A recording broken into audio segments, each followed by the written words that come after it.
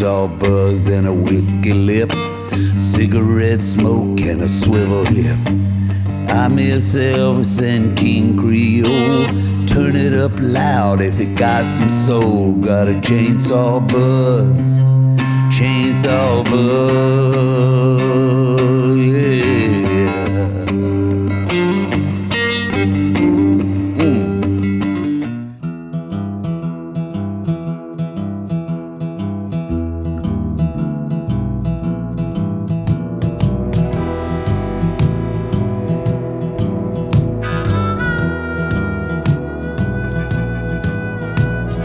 Something in the water taught me how to crawl. Something in the water taught me how to fall. Something in my Welcome, folks, to another Something in the Water podcast. I'm Uncle Dave Griffin. I'm Sean Clark. And I'm Ken George. Yeah, you see, first time we've had a Canadian, I believe, our first Canadian on Something in the Water podcast, and so we won't hold that against you. Okay. I think I've been down here long enough. Well, that's the thing about Ken now. Ken has been semi-annual resident of Waycross, Georgia for 16 years. 16 years going on now, and he's been a big assistant. He and his girl Mary Ann Hutchison, they've both been a big help at all of the festivals that we put on down here. And Ken is a cigar box guitar builder. This is just one of them here we're going to take a look at and listen to that a little bit later on in the show. But how long you been building those now? 4 years. 4 years, that's all. Okay. So we're going on 5 maybe. Yeah. And he sells them at the festivals as a vendor, and he also donates one every time he's down here, not in Canada, he'll donate one, and we'll give it away at the raffle at the festival. So, well, we're glad to have you, Ken. Well, thank you. I'm glad to be here. Yeah, and he don't do just cigar box guitars. He is a bona fide musician. And I guess you got your start probably about the same time I did, or maybe even before. Well, I see, like I told you, my grandfather played guitar, and I have his old Gibson. And he taught it. He made his own arrangements and had a radio show. So naturally. In Canada? Yeah, and it got passed down. Now, we're talking back in the early 30s. Let me see that catalog. Which one was it that your granddaddy owned? Luke Gibson model. The Luke Gibson. That sounds like a bro country. He had his own Gibson signature? No, he bought this one right here, the Nick Lucas model guitar. Oh, wow. This is a Gibson catalog from the 1930s. It belonged to your granddaddy. Yeah, he'd get one once a month. And here's the model that your granddaddy owned. It was sold for $90 back in the 30s. It was a flat top and a back.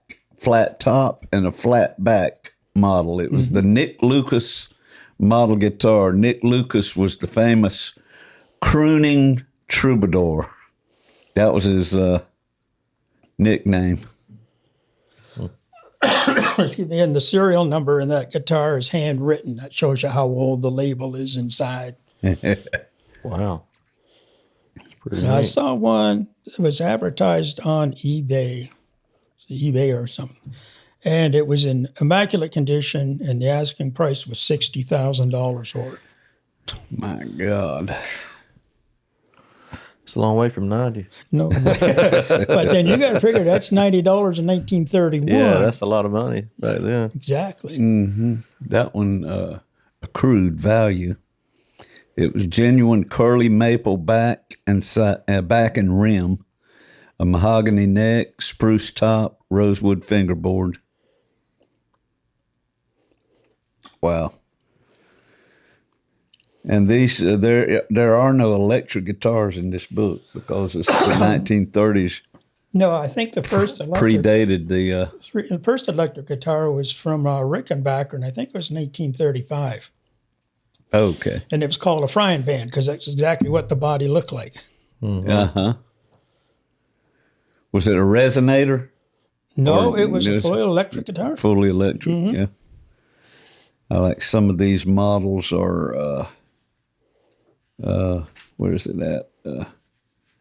They call them orchestra guitars because that's what they played in the big bands. Mm-hmm. It still was not amplified, but they built them, these hollow bodies, the F-holes in them where it would just project. And I'm sorry, but they still couldn't hear them, I don't think. Well, I don't know if they were terribly. mic'd with microphones back then or not. They could have been. Well, I guess they could have been, yeah. Yeah. That's a possibility. That's wild. That's pretty neat. Yeah. So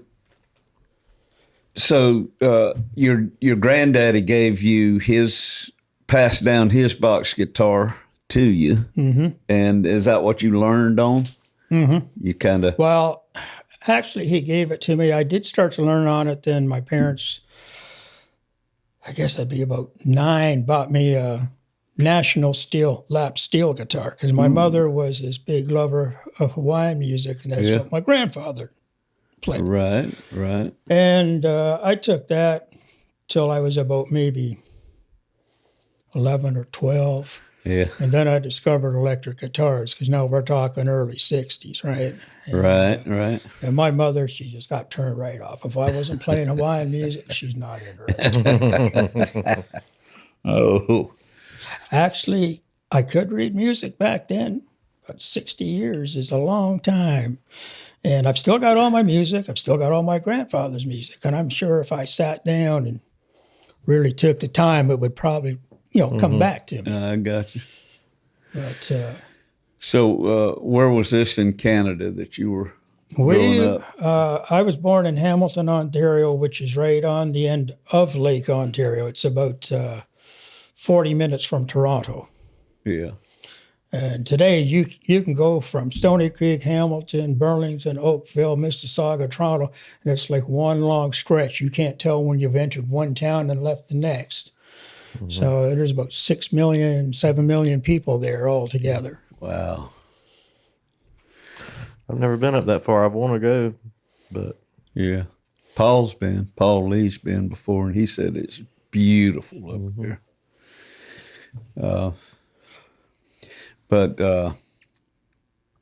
So in the early 60s, when you first started discovering the electric guitar, I guess what you were listening to at the time was what we were listening to basically in America. Yeah, all pretty much. And Great Britain, all of that kind of was simultaneous. The British invasion, it was 64. Of course, you had the Beatles, the Stones, the Kinks, the Yardbirds, and the Animals. In Toronto in the 50s, it was primarily in Yorkville, which was the place to be. And it was mainly coffee houses like the Purple Onion or Boris's, and people like Neil Young, Bob Dylan, and Joni Mitchell. They all played in these coffee houses. Mm-hmm. Well, it would be about the 55, somewhere around there. A fella came up from Arkansas named Ronnie Hawkins, and he changed the whole scene in Toronto. He changed it all. And he loved it so much, he never came back. He stayed in Toronto, and he's there today. Yeah. He was rockabilly, I guess, is what he would have brought to Canada. His style of music was straight out of Arkansas, where he was from. And they asked him, well, how much, how'd you get up here? And he said, well, we used an Arkansas credit card. Which what is the hell is an what? Arkansas credit card? What's a rubber hose about this? Cycling gas. You got it. Hey. Oh, goodness. And He ran into the band boys. yeah. Yes, the band Robbie Robinson and that. He got a lot of guys started, awful lot of guys started. And they're playing that, like I've got some cuts here from Luke and the Apostles, which was one of my favorite Toronto bands, along with the Ugly Ducklings. Mm-hmm. And he influenced us all. Mm. And I come from, there was the Toronto sound, and there's what they call the Hamilton sound. And there was a lot of big bands that came out of our era, too. Yeah. I don't know if they ever heard of the King Biscuit Boy down here, but he was... well, King Biscuit Flower Hour or something like that. It was on the and radio. Ronnie Hawkins gave him the name King Biscuit Boy, and he blew a harp like nobody else could ever blow. And he was from Hamilton? He was Hamilton, Ontario, and when he passed away in his home up in the mountain, word came to me, I was devastated. Mm. But he had a lot of demons, which most of them do. Brilliant, but at the same time, he could be on or he could be off. Depends how you caught him. Mm. But like I said, and then he went with a group called Crowbar, and he played harp with them for a while, and then they went off on their own and became a big band up there. They were from Dundas, which was a suburb of Hamilton. So like I said, the bands up there came from all over. Yeah. And everybody had their own sound. And back then, I remember we had a big barn or industrial building that we first started rehearsing in before we got our house. And there was all different bands that had all their stuff there. We'd rehearse, or they'd come and rehearse. And then sometimes a couple of guys from our band would be there and each other and have a jam session in this building. But it was a very tight-knit community. There was no arrogance then. I remember one time we blew an amp, and a guy I knew from another band, Village Stop, he said, well, here, take one of ours to get through it. It was a show that we were at, and we were one of the acts. And he said, take one of our amps. And I said, thank you very much. And that's just how it was back then. Mm-hmm. And even the music stores were a lot like Billy Ray's. You got to know the owners and that. You could go in and have a great time. And I remember one time we were in there, and Mr. Haywood turned around, was talking to these three young English fellas. And it was about 66, somewhere around there, and it was three of the Yardbirds. Oh, my gosh. And he just locked the doors, and here we are picking up equipment for ourselves, and we're locked in the store, three of the Yardbirds. And it was a wild afternoon. Do you remember which three it was? Jeff Beck and Samuel Smith, and I don't think it was Keith Ralph. It wasn't the other lead guitar player, Jimmy Page. Jimmy Page was playing bass at that time. Oh, he was? Yeah, he came in as a bass player. Let's see, that group spawned three of the best: Clapton, then Page, and then Beck. Yep. And I think Beck and Page were in there at the same time. They were. Briefly. Beck was playing lead, and Jimmy was playing bass. And Jimmy sort of wormed his way up, and then Beck decided he was going to go elsewhere. Yeah. That was an exciting afternoon. Oh, it was. Yeah. It was. So you crossed paths with any more legends over the years up that way? Or there was, in fact, I just reconnected with her. Her name at the time was Brenda Gordon. And she was one of two black students in our high school back then. And her father was Gus Gordon, who was one of the singers for the Ink Spots. And even back then, I was 15, she'd be about 14. She had a voice that was incredible. Yeah. Really incredible. And she went on, and she got married to a fella, and now her name is Brenda Russell. And she won a Grammy for co-writing the music for the production of The Color Purple. Oh, wow. Cool. And I've got some things there. I don't know if she's performing now, or I think maybe she might retired from it all. There was a lot of things went on I don't know about. Yeah. Other people, Ronnie Hawkins, of course. Did you cross paths with Yeah, him? yeah. Cool. He had a That bed is and so breakfast cool. not too far from our cottage. Yeah, yeah. And another one, I don't know if anybody down here ever heard of Ray Smith. He was a country singer, and he was given a piano by Jerry G. Lewis. Oh, Jerry Lee. Okay. Yeah, and his son worked with me for quite a few years. And he came to a tragic end, and he actually committed suicide right in front of him. But again, how many people in the music business have such demons? Drink and Well, drugs. that's true. I know Dave does. The only one that's not going is Keith Richards. I mean, He's pretty amazing. I mean, He can drink his demons under the table. pretty much. you hear so many wild stories about him. All I've heard that he gets his an annual blood transfusion. Out with the old, in with the new. It's like an oil change. And the other thing about where rumor going around that he snorted his daddy's dead ashes or something. Oh, yeah. I mean, there's been so many stories that you don't know. And some of the stuff he did with Craziness. Graham Parsons. You know? Yeah. Mm-hmm.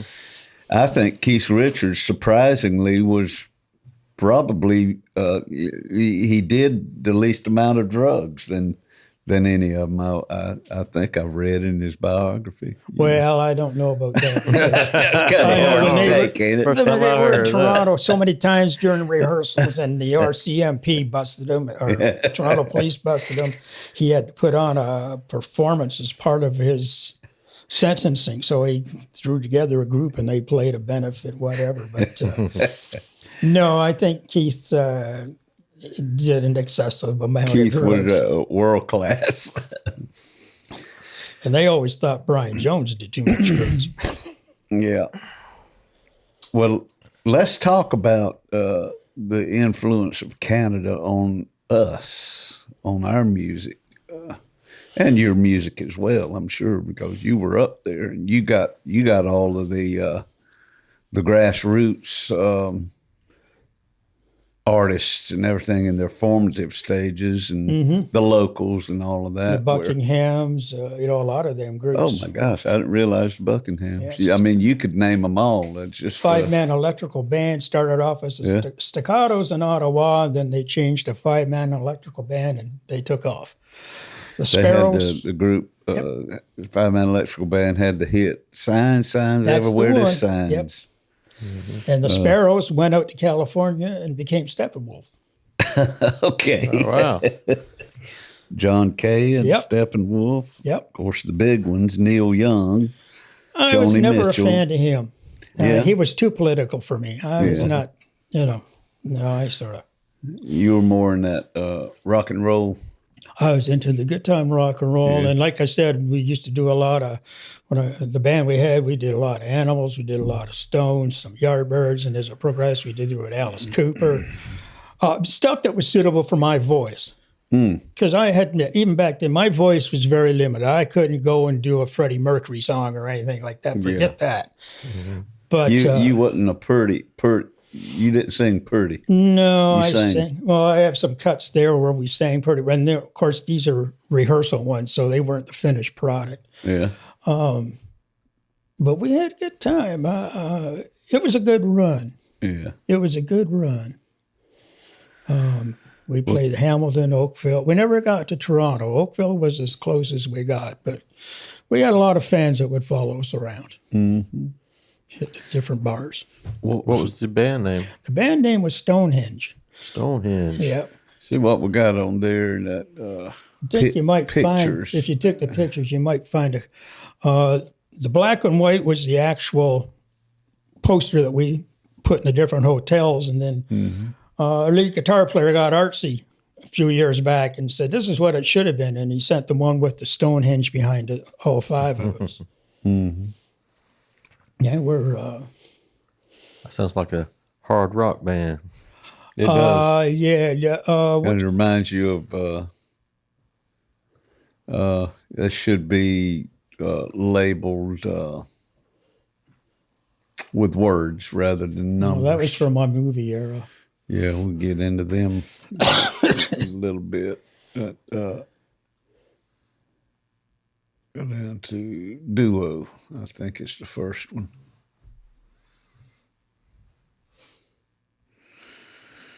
Yeah.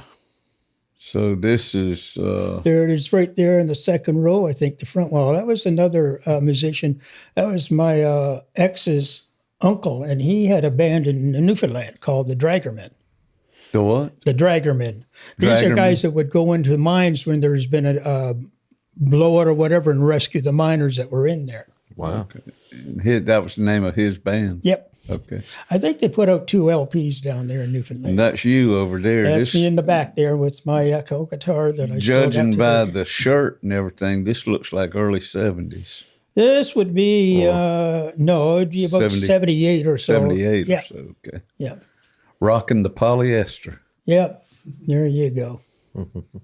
Now, before this, well before this, you had Stonehenge.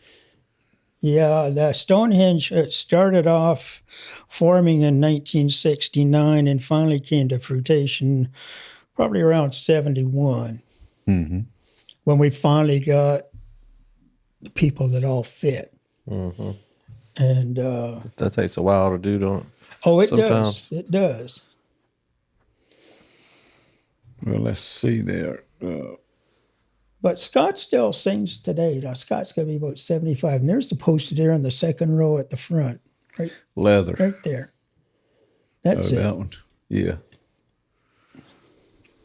Now, that's the band. Stonehenge, that's you, bottom. Bottom. Bass player, Matt, is on the left. Guitar player, Roy, is on the right. Harold, who also played drums for the Fifth Dimension, was a drummer. Which one is he? He's the fella on the left. On the top left? Yep. Okay. And then Igor was our lead guitar player. Okay. Cool.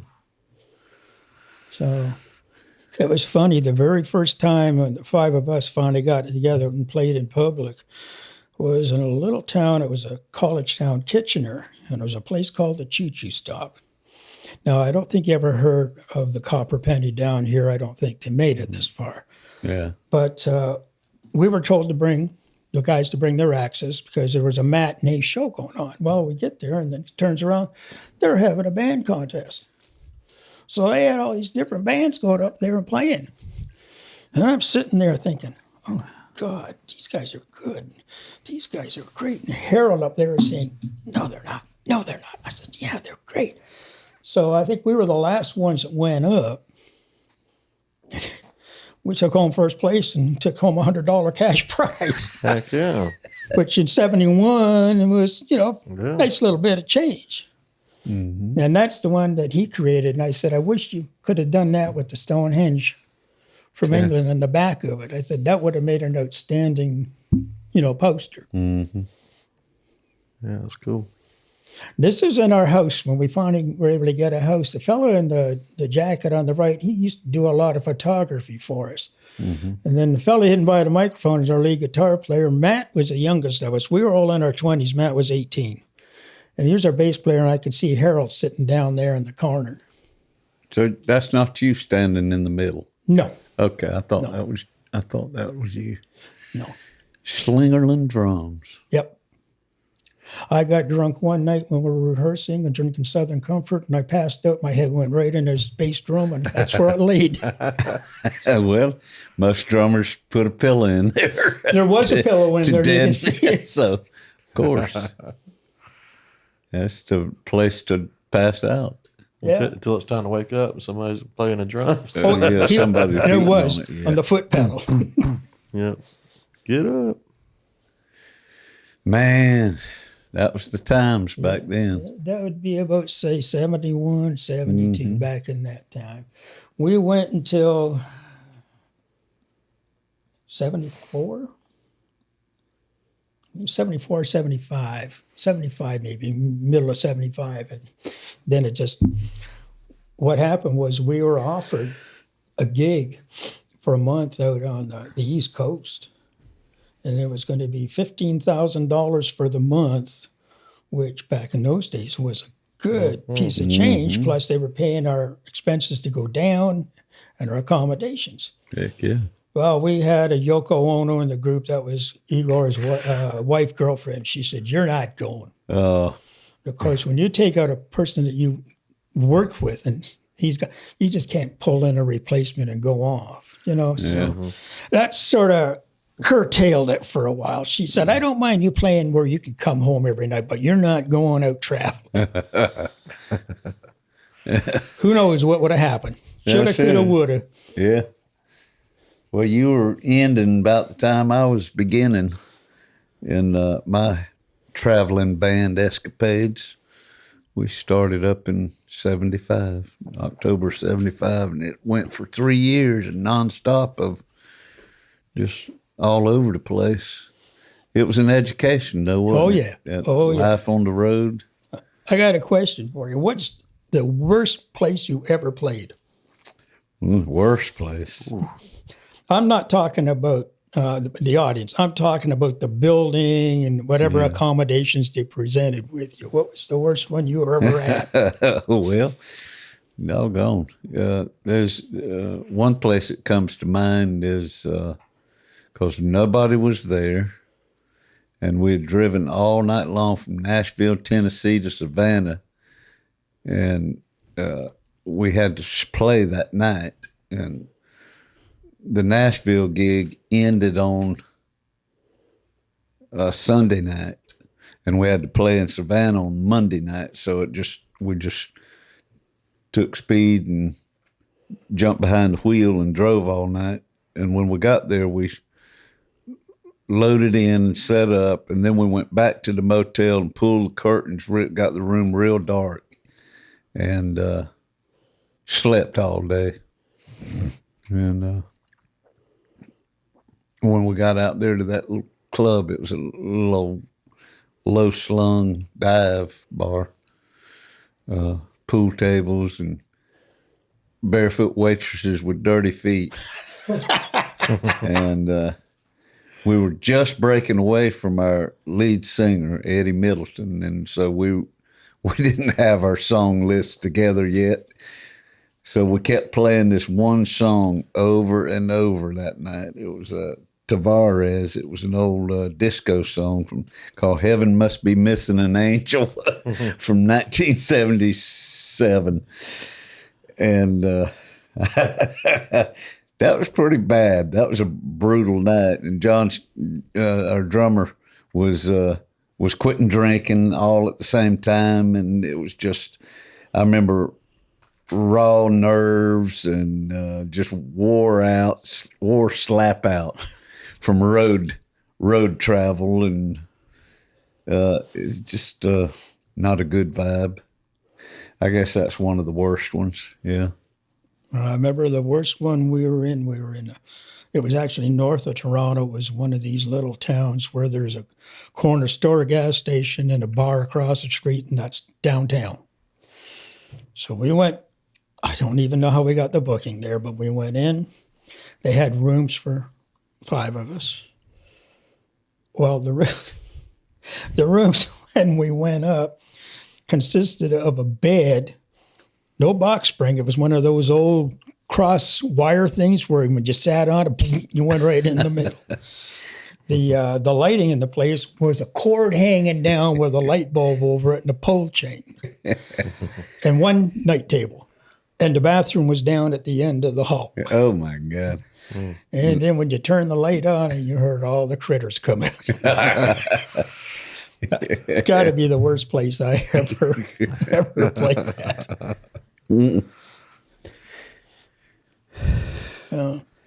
What about you?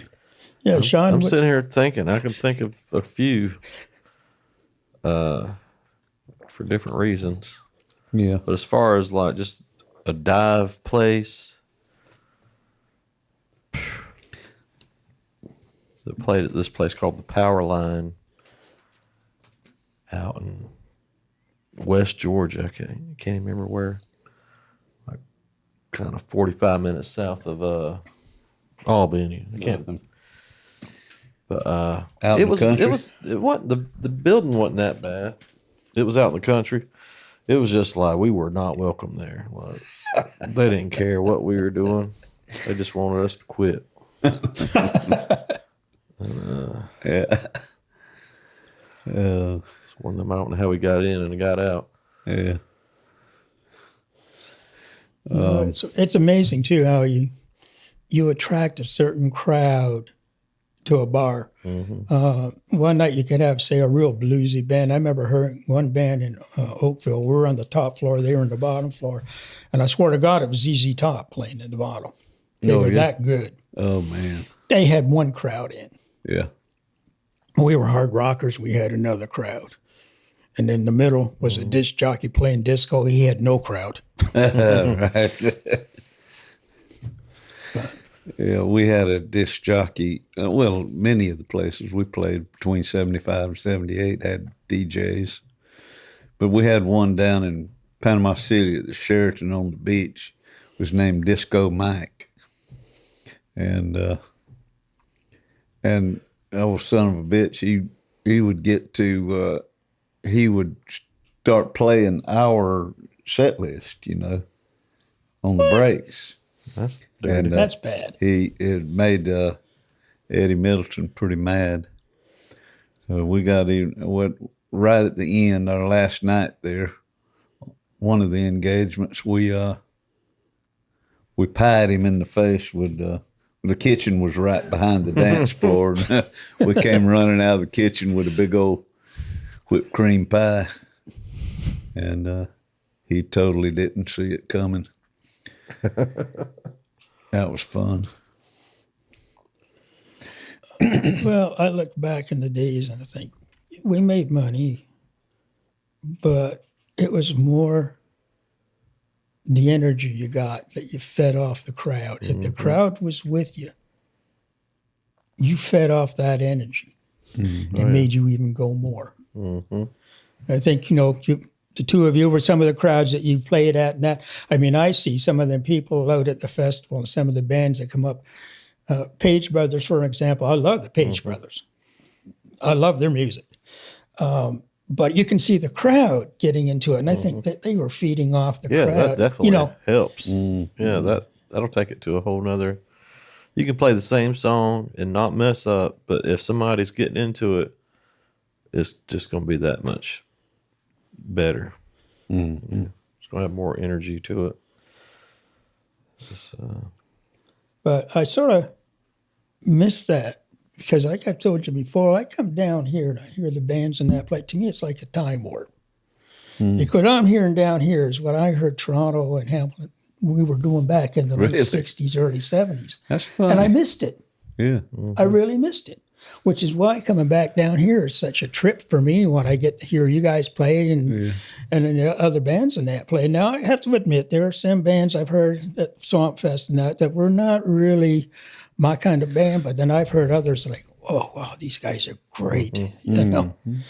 And I really got into a lot of them when they were playing, and it's just a rush. It's funny that you mentioned that because Larry Murray came out from California a couple of years ago at the last guitar pool in 2019, and he said the same thing. He said he related to his background coming up in California in the mid 60s, where he had this blue guitar music store out there, and it attracted youngsters like Chris Hillman of the Byrds and Bernie Ledden of the Eagles and all. They would get in the music store and just jam, and some of the first early bands that they were in, he said when he came to the guitar pool 3 years ago, he said it reminded him of that. It's just a very rootsy, just going back to the basics. Yeah, going back to the basic, the roots and everything, and the community, the camaraderie and everything. Yep. it reminded him of that. So that's pretty interesting. Yeah, I noticed that at the festival when one band's finished and they start interacting with the next act or whatever. Like I said, this is how it was for us back in the 60s. We helped each other out. In fact, our real good start happened with one band that was playing at a hotel called the Elmar. And bass player was friends with, I think, Igor's girlfriend or whatever. Anyways, they told us, well, come on down Friday night and you guys can play the third set. I said, okay, no problem. Well, we come down and then they played the first set and they played the second set. I said, okay, you guys are up for the third set. So we went up. And we had a small list that we know would cover a set time. And we started playing. And man, I was crazy. I was crazy on stage. Between every set, I had to go and dry my hair out because it was soaking wet. Change outfits because it was soaking wet. And people thought I was on drugs all the time. So we went up and played it, and we did a bunch of Stone songs. We did Brown Sugar, and we did Carol, Chuck Berry, Sympathy for the Devil, and a couple of others I can't remember now. But then we finished, and the guys were a little bit jealous because the crowd was getting into us. And I had one drunk girl when we were leaving, and she says, I want Mick Jagger back, God damn it. I mean, she was gone. But You must have done a good impression. well, you know who I got influenced by was Ronnie Hawkins. Yeah. Because he was a wild man in the young days. Man. Didn't he do flips off the piano and stuff? Oh, God, he was crazy. Ronnie Hawkins, and another one was first Southern band I got into was Black Oak, Arkansas. I saw boy, Jim yeah, I remember them. Jim Dandy Mangrum, and I watched him on stage, and he was another wild man. And of course, you throw in Mick, and you throw in other, and you just mix it all together. But I was my own person. I wasn't imitating Mick Jagger, but because we're doing so many Stone songs, because that's what everybody in the audience was calling for, it was sort of a nickname that was thrown at me. But the owner of the bar, after he heard us do that one set, he came over and, can you guys play in 2 weeks' time? Yeah, sure. And that's how we started getting gigs, is because other bands would let us do a set and bar owners would hear us, see the reaction of the crowd. Bam, we get hired. Yeah, I guess you did. You could have made a lot of enemies that way too. You pissed off some of them bands. But they were all, you but y'all, could have. But y'all I had think, the community. But I think when you think back at it, we appreciated it, and we told them. I mean, if they did get, didn't matter. Say, guys, we really appreciate It you. didn't stop them from getting bookings. No, it was just more to go around. Yeah, exactly. And there was a lot. There was 165 bars in Toronto alone at the time God. that had live bands playing, and Hamilton had about 40 because it's a lot smaller town. How big was Hamilton? Hamilton at that time would have been about 400,000. Good God Almighty, that's the big town. And then there was a couple of places where we played in Burlington and, I said Oakville, Riverside, we were called back, I think, about 5 times because the bar owner loved us because we were a band. We always started every night off with Brown Sugar. And as soon as the crowd heard those opening chords, they were up dancing. Yeah. Well, of course, the bar owners are going to love that because they're dancing, they're getting thirsty, and they're drinking. That's the formula. Yeah. Yeah. So 40 clubs in Hamilton, 400,000 population. I'm sure all of that wasn't drinking age, but yes, that's just right off crunch the raw numbers. That's 40,000 people per club that you could fit in there. Basically, and in Toronto, like I said, that was the bar. It doesn't include coffee houses and everything else. There's so many because we'll have well over 1 million people there. So how was so the British invasion that hit America also hit Canada? Oh, it hit Canada. Hit worldwide. It hit Canada. The Beatles hit whole wide world. And that influenced y'all some? It influenced some. Now, like I say, Luke and the Apostles, they were more of a blues-oriented band. So I would say they were maybe had more from the Animals or the Yardbirds, which was more blues oriented, yeah. or even the early Stones, which were blues A lot more oriented. blues oriented, yeah. Did so- you like the Beatles? Me? Yeah. I was never a big fan, Yeah. but I will admit that I really think the most talented one of the four was George Harrison. Okay. I really liked George Harrison. Of course, look when he went into Traveling Wilburys. Yeah. You know, Yeah. I had, to me, he was the most talented of them all. I felt close to George myself right there from the beginning, you know. I guess historically, Lennon McCartney had the majority of the songwriting, and really put forth change among, they brought on the changes in music, you know, and George was just kind of floating along on their coattails until he caught up to their speed, you know, which was before the Beatles were finished. He was right up there. He could put out a song just as good as they could, you know. Yeah. But Well, the Stones were sort of the same way. Yeah. Okay, when they started out, they were a cover band. They went back to blues roots. And of course, Brian, he created the band. He picked them all and gave the name and on, got the early bookings. Of course, he was not a nice man. I have to admit, he was not a nice man. Brian Jones? Yeah, no. He was so talented, he could play 35 instruments, but he had a lot of demons. Fragile. He was Very fragile. Yeah. Very fragile. But same thing when they were on stage before Mick and Keith took over. All the girls were screaming for Brian. And no matter what Mick was doing on stage, the girls were still after Brian. And I think he was a little bit miffed about that, you know, because, hey, I'm the front man. You should be after me, you know. But then, you know, it's like things change. But so many of the groups there did have influences. One of my favorite groups from them was the Moody Blues. Oh, man, me too. Moody Blues the had Moody such Blues. powerful music. And, you know, everybody goes on about Freddie Mercury and all that. I'm sorry, the Moody Blues, Tuesday afternoon, nice and white satin, no songs. Justin Hayward. Justin Hayward, yep. Yeah, he was. Mike Pinder. Yeah, Mike Pinder too. Yep. Yeah. Oh God, those were the two main songwriters that grabbed my attention in the Moody Blues. My brother turned me on to them. He was 3 years older than me, and always had a lot more vision than I did as far as music went. And I was still in high school when he went into the Air Force, and he got stationed over in Cornwall, England. Home of our good friend Ian Dunlop. And before he left, I took over the payments on his Volkswagen van.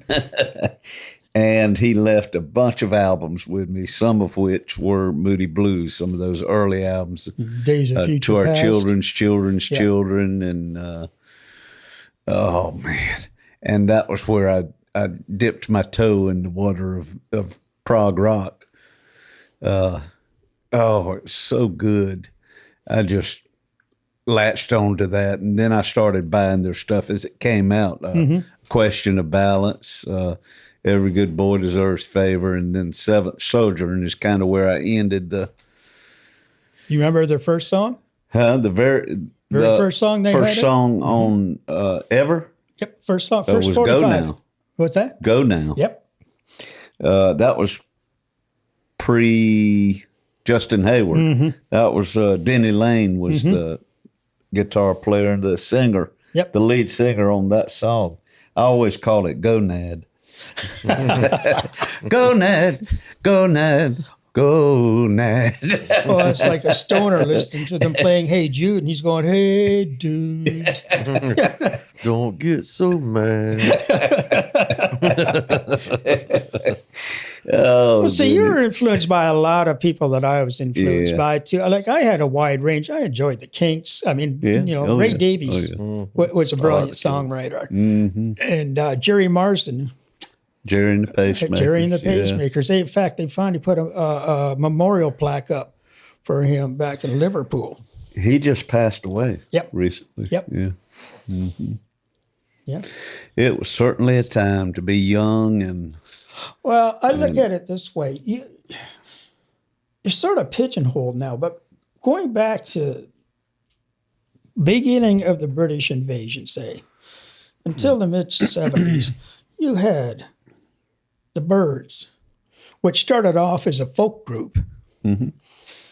You had Steppenwolf. So you had folk rock, you had folk music, you had hard rock, you had acid rock, Jefferson Airplane.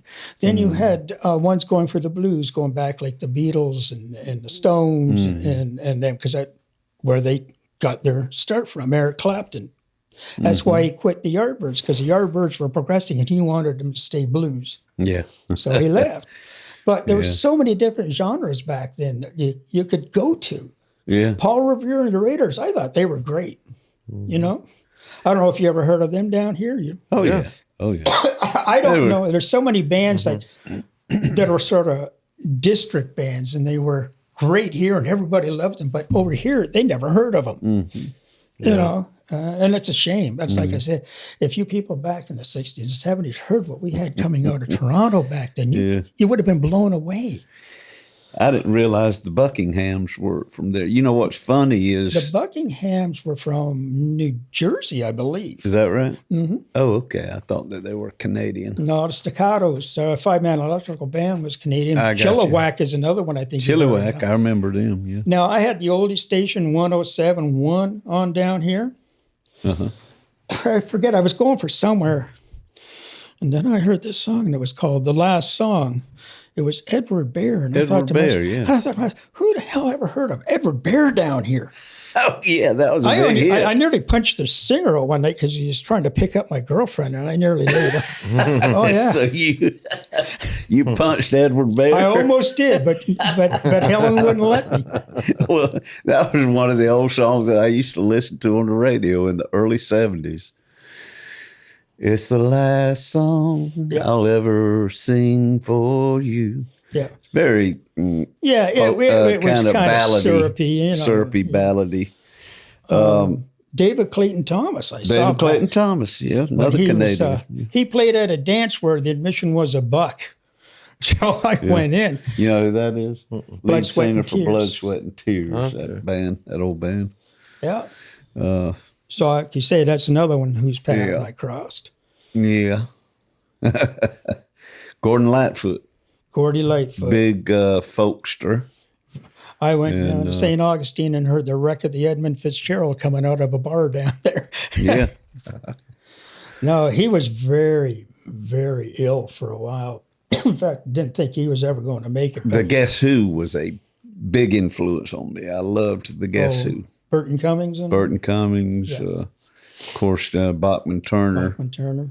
Was a spinoff from that. Yep. How about Dominic Troiano? Dominic Troiano was big. He was a Toronto boy, and he was really big in there. When Joe Walsh left the James Gang in probably 72, 73, he slid in along with another guitar player. They had a lead and a rhythm guitar player slid in to make the trio a quartet and recorded one album with the James Gang there. And I thought he was from Canada, yeah. Dominic Troiano? Yeah. He's from Toronto. Yeah. Another one that came from Toronto who was absolutely, he blew Stevie Ray Vaughan away with his playing ability. Now, if you're going to blow Stevie Ray Vaughan away, you better be good. And that was Jeff Healy. Jeff Healy. Oh, my gosh, yeah. Now, he was born a year old. He had cancer of the eyes, and they actually had to remove his eyes at the age of 1. Oh, my gosh. So he got it, that natural thing growing up with the all the other senses being huge. I just admired the way he played guitar on his lap. But he was playing, I saw a video of him and Stevie Ray Vaughan playing together, and they're playing, of course, Stevie Ray Vaughan is a great guitar player too, right? He's one of the top. But he just turned over and watched Jeff play, and you could see his face, it was like, he was blown away. And Jeff was a really good jazz player, and even though he mostly was known for blues, but could play. He owned a bar. He could play really complicated. He owned a bar in Toronto for several years. And he'd be there occasionally. I mean, it wasn't one where he played at all the time, but he'd be there and people come in and, just to see him. And it was great. But another one had passed away at a very young age. It was cancer that finally killed him. But like I said, Rick James was from Canada. He was from Toronto. Really? Yeah. He and Neil Young had a band for a short while. It was kind of like a doo-wop band or something like that. What was that name of that band called? It was another bird. It was the Minor Bird. Yeah, the Minor Bird. In fact, there was one of the bars in Toronto. And Rick James. Wow. One of the bars in Toronto was called the Minor Bird. Okay. I'm Neil Young, bitch. I'm Neil Young, bitch. Isn't it Neil Young that did Old Man? Yeah. I know we did it for a bit, but when we played Old Man, we threw our own spin on it, and it sounded more like Black Sabbath. That's wild. Yeah. Well, let's take a short break, folks. When we come back, we liable to crank this cigar box guitar up and let y'all hear what it sounds like. Can't none of us play it except for Ken. Not for Ken here. I told you I haven't touched one month. We might turn Justin Mercer loose on it, and we'll see what else is shaking with our good buddy Ken George. Y'all come on back. Something in my brain won't let me stray.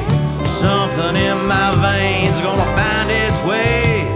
Something in the water taught me how to pray.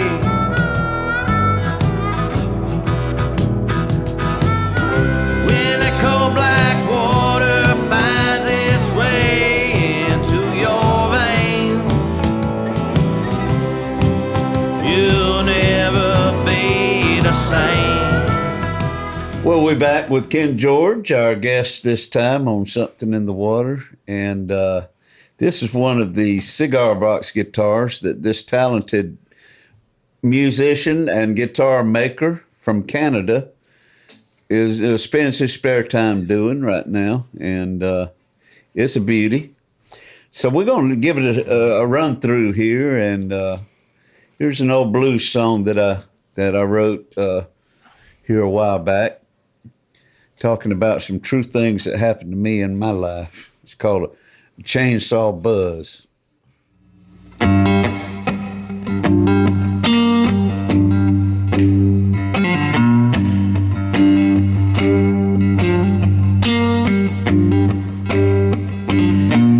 Got a chainsaw buzz done messed me up, drinking hard liquor from a wooden cup.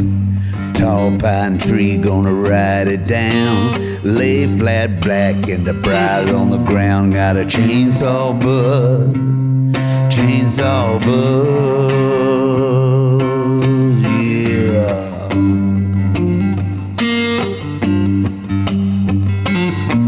Got a chainsaw buzz, done messed my mind. Raising up ghosts that I left behind. Ain't no love ever set me free from all these devils inside of me. Got a chainsaw buzz, chainsaw buzz. I got a chainsaw buzz, chainsaw buzz.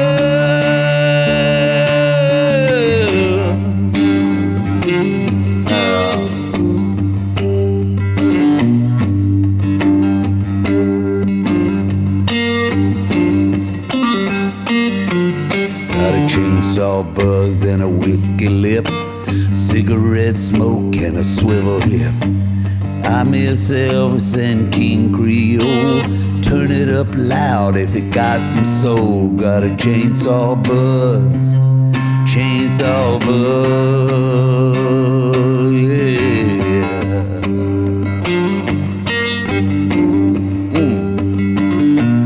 Got a chainsaw buzz and a blister thumb, banging on my Martin like a big bass drum. And let it around the south, shut it up up loud if it got some sass. Got a chainsaw buzz, chainsaw buzz. I got a chainsaw buzz, a chainsaw buzz.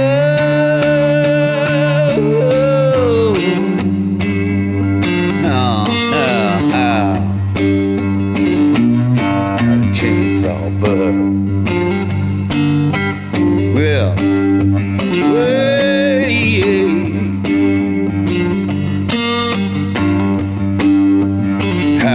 how.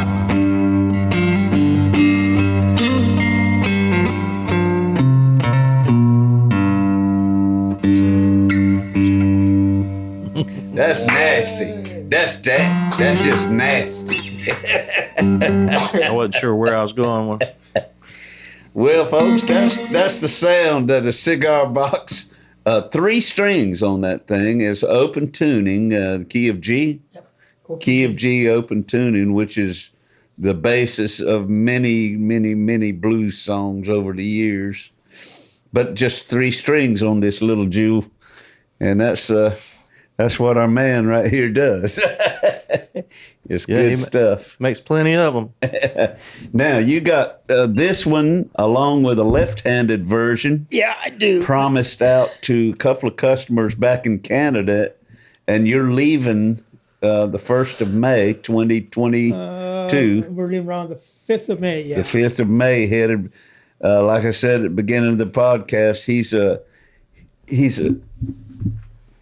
a transient. He comes down. He's like them snowbirds. I'm an illegal alien. He's like an eagle. But we love it. We love it. Love to have him down here when he comes down. It's always good. Well, I'm always happy to be down here. Yeah. So we're gonna wind this up with a tale of the week. This one happens to be in the book. It's just that I'm going to read it off the paper since I printed it out. So I made a few edits. This one is entitled Spud, Duck, and Donnie Mac, A Brief Education in College and Chicken Coops. From my award-winning Tales of the Week from Dog Hill to Tripoli and back. I think I've got a few copies of this left at home. It's kind of like the Newfanglers CD. I got a bunch of copies in boxes at home, and very few sell if they do. We'll say, I reckon I always knew deep down inside what I was going to do with my life. I just had to cull through the chaff to get to the wheat. So upon high school graduation, I lit out to Statesboro, home of Georgia Southern College, in September of 1971. I aced my 2:30 p.m. algebra course, suffered through several weeks of biology with Dr. Cornelia Hyde, who, when she spoke, little pockets of white spit formed in the corners of her lips. Biology up close and personal. I used to have to watch that. Slept through art and life in a big auditorium and passed PE with flying colors, even though I never got up to make the 8 a.m. class. My high school buddy Robin King shared a room with me in Oxford Hall, located just off the main campus. A long walk to what felt like the countryside, with a fenced-in clover pasture right in front of the dormitory, where I sat and got high one night with a bespectacled afro-haired Jewish kid whose name I've forgotten. Several more of my Ware County High classmates made their way to Georgia Southern, but I hardly ever ran into any of them unless we carpooled to and from Waycross on the weekend. The next step in education, college, opened the door to new friendships with students from across the state. Spud, Duck, and Stan were all Oxford Hall dorm mates from Noonan, Georgia. Characters as colorful as their names. They loved drinking, smoking, and cussing, all the finer aspects of college life. Bob Smith, graduate of Oconee County High in Watkinsville, became a good friend for a few months. driving home with me one weekend to take in a Friday night Ware County Gator football game and a Saturday night Chicago concert in the old Jacksonville Coliseum.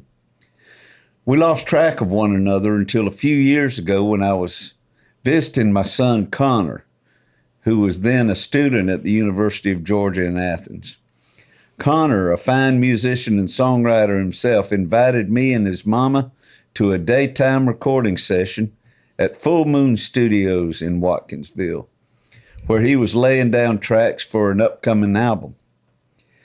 I started reminiscing with the owner of the studio, Jay Rogers, about an old college friend from Watkinsville.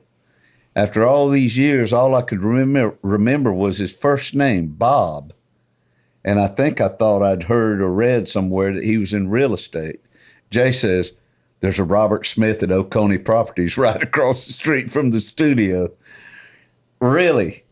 What? I remembered Bob being quite a conversationalist back in the day, and I have to say, 46 years later, he's still good at it. We talked about grandkids, life, and politics.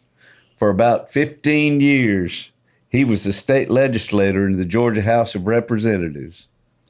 Bob Smith, a good, kind 64-year-old humanitarian. He's more like 68-year-old now. Looks like Dick Van Dyke.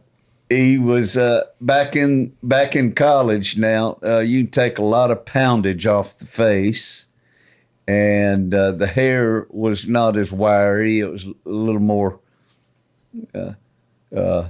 wavy and blonde.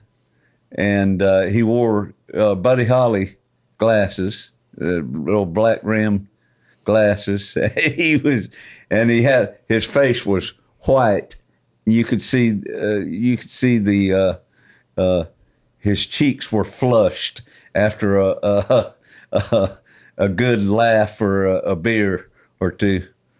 Yeah, he's a good fellow. We had some good times way back when. So there was Bob.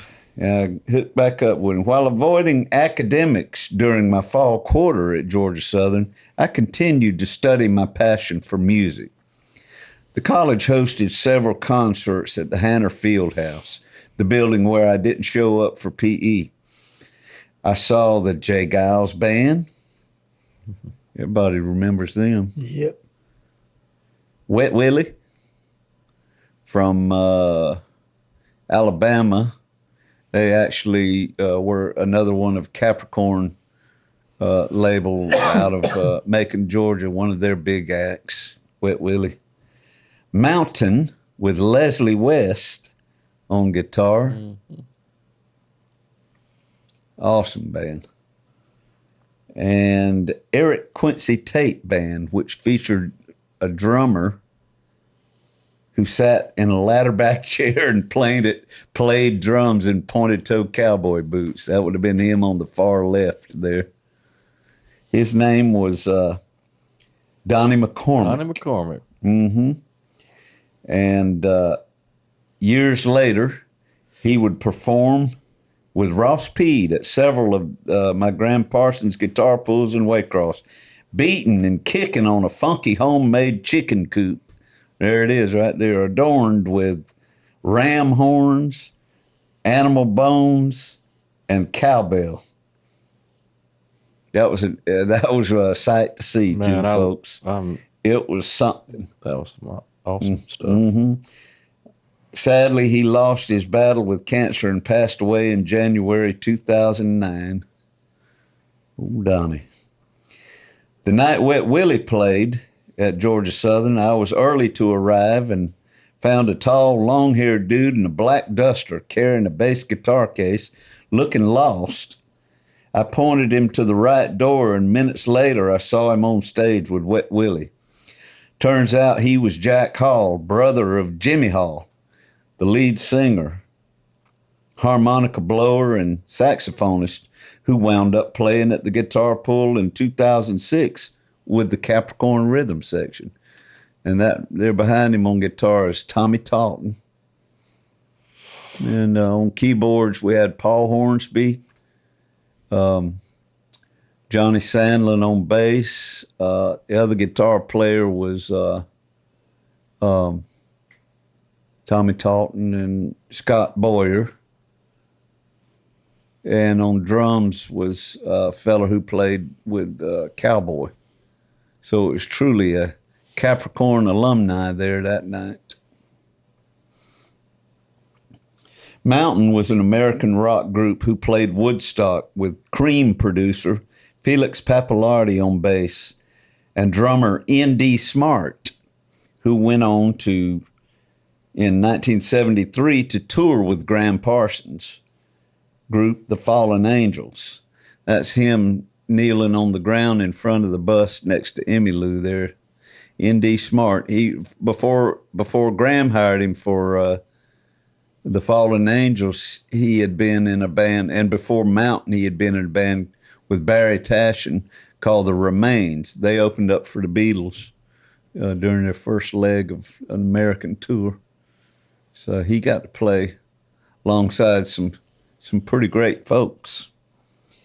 Following Woodstock, N.D. Smart was replaced by Canadian drummer Corky Lang. You remember that name? Mm-hmm. Corky Lang, drummer for Mountain. He was performed on the legendary 1970 album Climbing, Mountain Climbing, containing Mountain's signature hit Mississippi Queen. Some people end up with diplomas on their wall, degrees to be admired, and alumni memberships that gain them discount admission to Georgia Southern Eagle football games. I reckon I always knew deep down inside that wouldn't be me.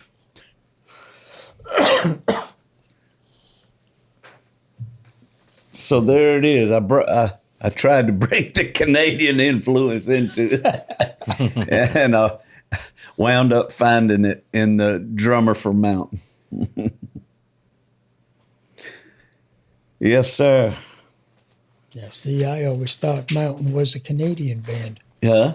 I always thought Mountain was a Canadian band. Yeah. Well, Leslie West was from New York, I believe. And Felix Pappalardi was probably New York, too, with that name, Italian. He was producer for Eric Clapton and Cream. Oh, okay. And also the bass player for Mountain. Rush. There's another Neil Canadian connection. Neil Peart. Mm-hmm. Yeah.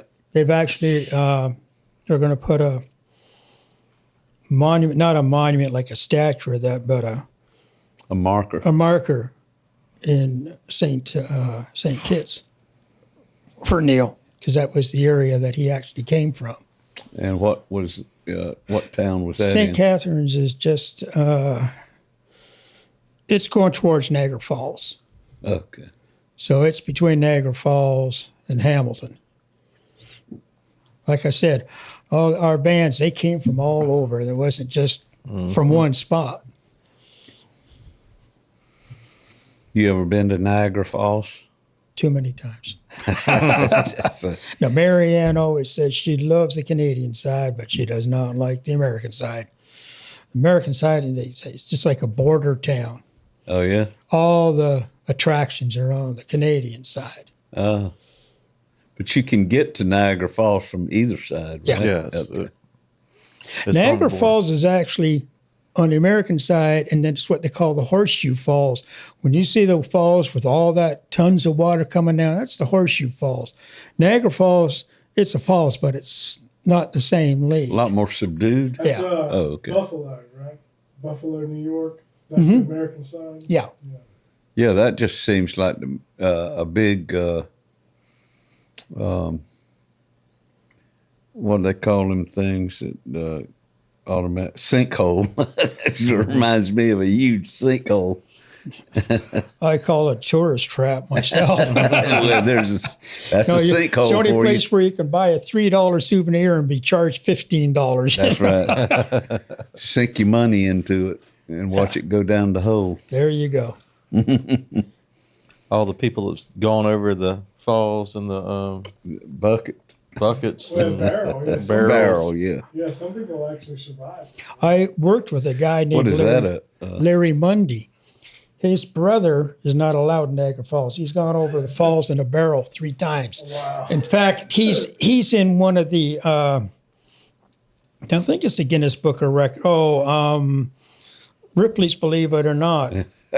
And he had specially made barrels, but he went 3 times. And Larry actually looked like his brother, and he got stopped going to Niagara Falls with his wife saying, "No, you're not allowed in this town." And he had to really prove that he wasn't his brother. You're the guy. Yeah. The guy's brother. You guys, Yeah, you're the guy's brother. You probably made the barrel.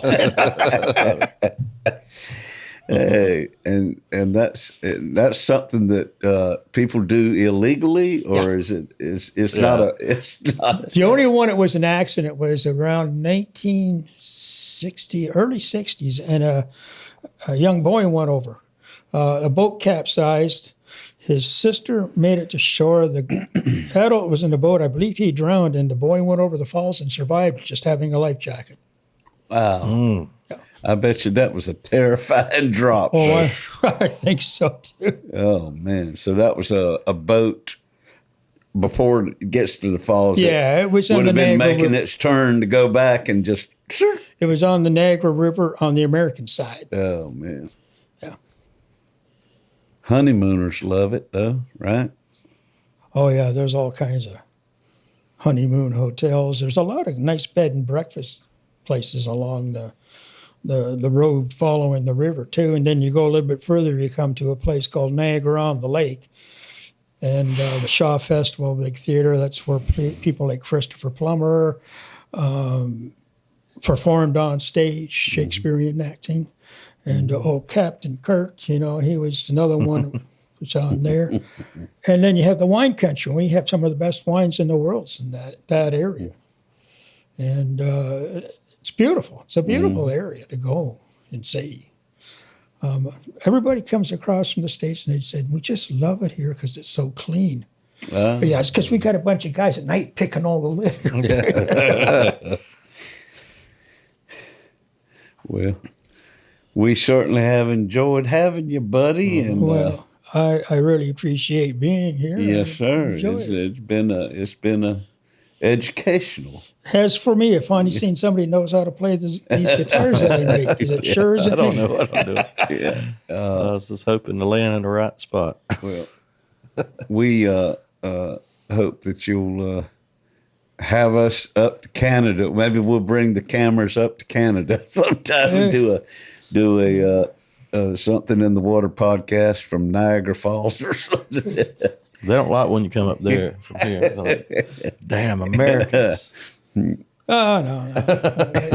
Like we're about 2 hours north there. We're pretty much in the country. The nearest town for us is a little town called Fergus, a Scottish settlement, and it's 16,000 people. So you feel right at home, like you'd be in Lake and Waycross. You're right. The only thing is, in downtown Fergus, every store is open.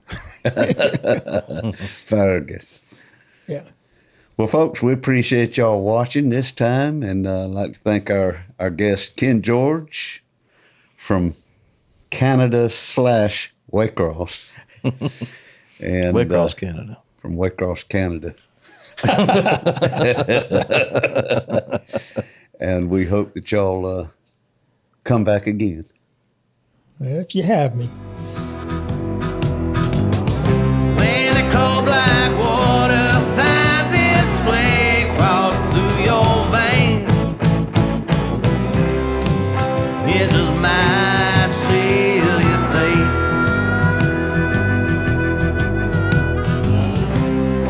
It just might seal your fate.